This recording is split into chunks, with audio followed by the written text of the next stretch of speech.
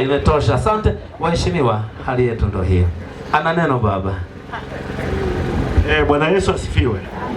Kwanza nikupongeze ndugu yangu kwa wazo jema. Naomba niwaambie ndugu zangu tulioko mahali hapa, sadaka sio lazima utoe madhabahuni. Baba yule atakuwa ni shahidi, baba mchungaji.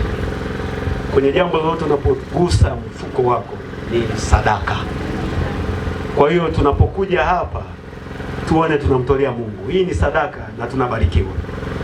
Na la pili, MC wetu, nimefarijika sana kumwona ndugu yangu Ibu Ngogo. Huyu ni rafiki yangu. Tunaijenga wilaya pamoja. Huyu ni kiongozi wa upande wa Chadema. Na mimi nimefarijika kumwona hapa. Na Ibu ananifahamu kwamba mwenyekiti wa CCM wilaya yukoje. Sisi tunakuwa jambo letu ni moja. Na mimi ili kuonyesha kwamba sisi ni wamoja, kwa kufanya hivi haina maana kwamba Ibu hana sadaka nayo pale.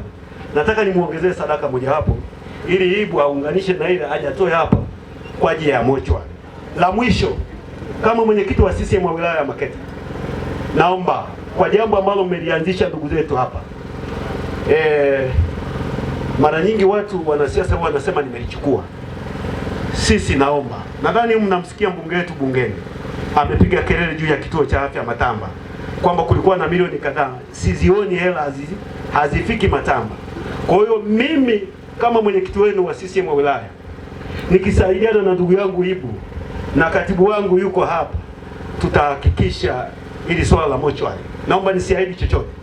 Naomba itoshe maneno haya. Mimi nina hofu ya Mungu, ni kiongozi, wazee wangu mko hapa na baba wa kiroho yuko hapa. Naomba itoshe, jambo limefika. Baada ya maneno haya, naomba nikabidhi ili muone sisi ni waungwana na bwana Ibu, aunganishe na sadaka yake ili kazi ya mochwari ianze vizuri. Asante. Mkono kesho, mtu ni watu. Usitenge nafsi yako na wenzio. Upendo ndio nguzo inayotushika sote tusianguke. Mtu ni watu. Usitenge nafsi yako na wenzio. Upendo ndio nguzo inayotushika sote tusianguke. Tabasamu lako moja linaweza kuokoa roho iliyokata tamaa. Neno lako la faraja ni chakula kwa mwenye njaa ya upendo. Usiishi